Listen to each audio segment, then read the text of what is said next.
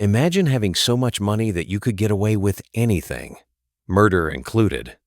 Now imagine the one piece of evidence that destroys that illusion forever is footage from a place you paid thousands of dollars to stay in, a luxury hotel, the kind of place where secrets are supposed to disappear. But this time, the secrets didn't disappear. They were recorded in high definition, time-stamped, and stored on a server that would eventually end up in a courtroom. And what that footage showed made the entire world ask one question. How do you explain walking into a hotel room with a person very much alive and then walking out hours later with a completely different expression on your face, alone, and pulling a heavy suitcase behind you? This is the story of a woman who had everything: beauty, wealth, connections, and a name that opened every door in the city. And it is the story of how a single, silent video turned her world of privilege into a prison cell. Stay with me, because the details of this case will make your skin crawl. This story begins in a city that never sleeps, a place where the lights are so bright they wash away the shadows of what happens behind closed doors. We are talking about a socialite, a woman who didn't just live in high society, she practically defined it. Her Instagram was a catalog of perfection. Private jets, designer clothes, lunches at restaurants where a salad costs more than most people's rent. She was the kind of woman who never had to wait in line because for her, lines simply did not exist. She had a wealthy family, a trust fund that ensured she never had to work a day in her life, and a circle of friends who were just as rich, just as beautiful, and just as untouchable. But beneath the surface of this glittering life, there was a darkness that very few people saw, a temper that flared behind closed doors, a sense of entitlement so deep that she genuinely believed the rules of society did not apply to her. And in many ways, she was right. For years, the rules didn't apply to her, until they did. Her name was Isabella, and on the surface, she was everything the American dream promised. But Isabella had a secret. Her lavish lifestyle was a carefully constructed house of cards. The trust fund was running dry. The family business was facing lawsuits. The credit cards she flashed so casually were maxed out, propped up by lies and desperate phone calls to accountants who were terrified of her temper. The pressure was building, a silent scream behind a perfectly made-up face. And into this pressure cooker walked a man. His name was David, and he was the opposite of Isabella in almost every way. He did not come from money. He was a physical trainer, a man who built his body and his business through hard work, not inheritance. He was charming, disciplined, and he believed in integrity.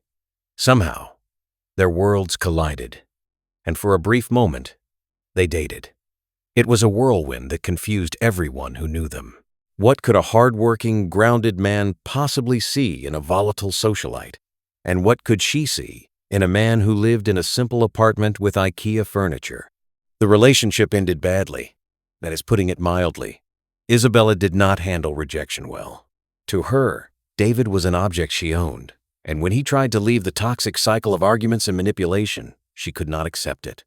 The breakup was messy, filled with angry texts and threats that would later be read out in court. Isabella's friends noticed she had become obsessed. She couldn't stand the idea that someone so beneath her social standing had dared to move on without her permission. She started tracking him. She knew where he went, who he was seeing, and more importantly, she knew exactly how to exploit his one weakness. David was a man of principle, but he was also a man in a difficult financial situation, trying to launch a new business venture. He needed capital, and Isabella had a way to dangle it in front of him. The plan was simple and cruel. Isabella reached out to David weeks after their bitter split with an unexpected olive branch. She didn't sound angry anymore. Her voice on the phone was the sweet, manipulative purr that had pulled him in the first time. She claimed she felt terrible about how things ended. She said she wanted to make it right. She told him she believed in his business idea and that she wanted to invest. Not a loan, a gift essentially, to help him get on his feet because she felt guilty for the pain she caused. For David, this was a lifeline. He was skeptical, of course.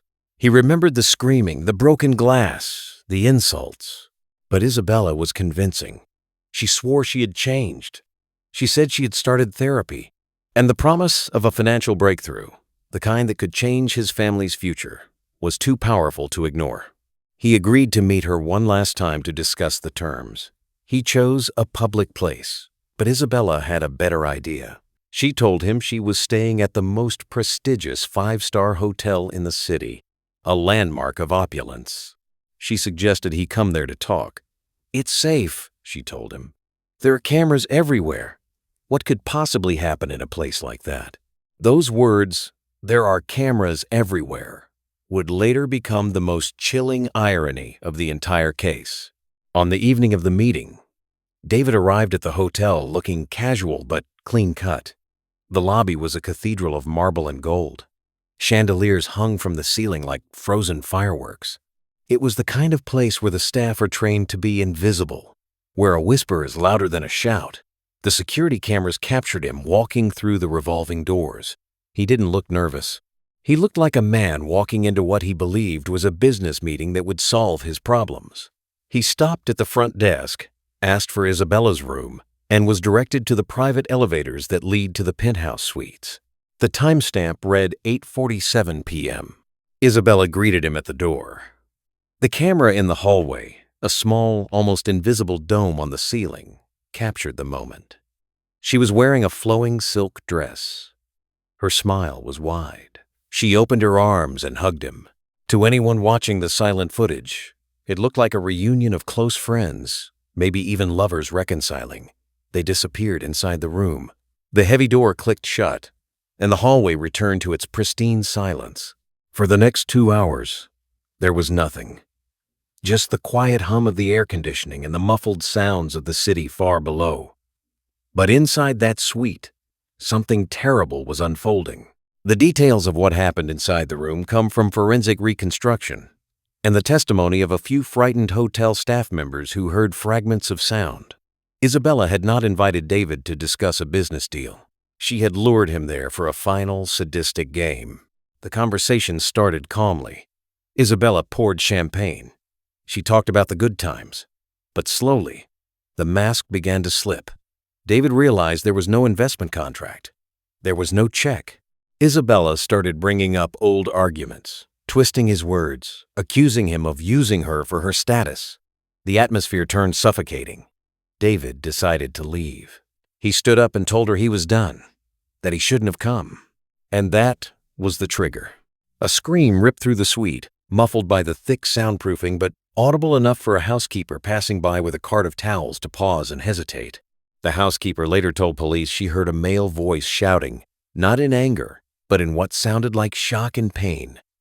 She heard a crash. Then, silence. She considered calling security, but she was new and afraid of causing a scene with a VIP guest. She walked away. It was a decision that would haunt her. Hours passed. The hallway camera remained fixed, staring at the door to suite 2401. At 11:12 p.m., the door opened. Isabella stepped out. But she looked nothing like the graceful woman who had hugged David 2 hours earlier. Her hair was disheveled. She was wearing different clothes, a dark hoodie and yoga pants, a jarring contrast to the silk dress. Her face was flushed, her eyes darting up and down the hallway with a frantic, animalistic alertness. She was pulling a large, wheeled suitcase. It was one of those hard-shell luxury suitcases, ridiculously heavy even when empty. But this suitcase wasn't empty. You could tell by the way she had to use both hands to heave it over the small threshold of the doorway. The wheels caught on the carpet. She stumbled, looked around in a panic, and yanked it free. Watching the footage, it's the look on her face that stops your heart. It isn't the face of a woman checking out of a hotel. It's the face of a predator, trying to look casual, failing miserably, her eyes wide, her lips pressed into a thin line. She dragged the suitcase down the hallway. The camera angle switched to the elevator lobby. She pressed the button repeatedly, her legs shaking with impatience.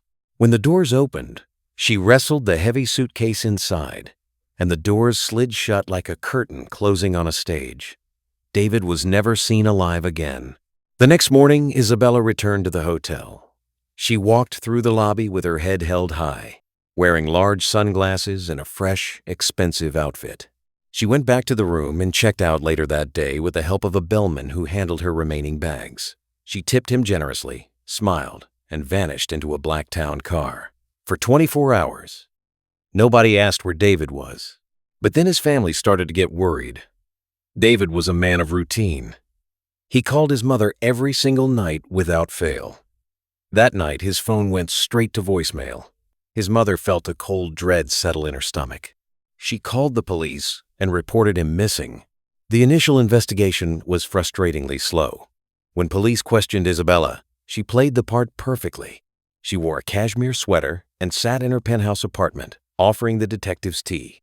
She admitted David had come to the hotel to discuss business. She said they had a few drinks, talked, and that he left around 10 p.m. perfectly fine. She said she was heartbroken to hear he was missing. She shed a tear. She even suggested that David had been under a lot of financial stress, implying he might have just walked away from his life or harmed himself. For a brief moment, her charm and status almost worked.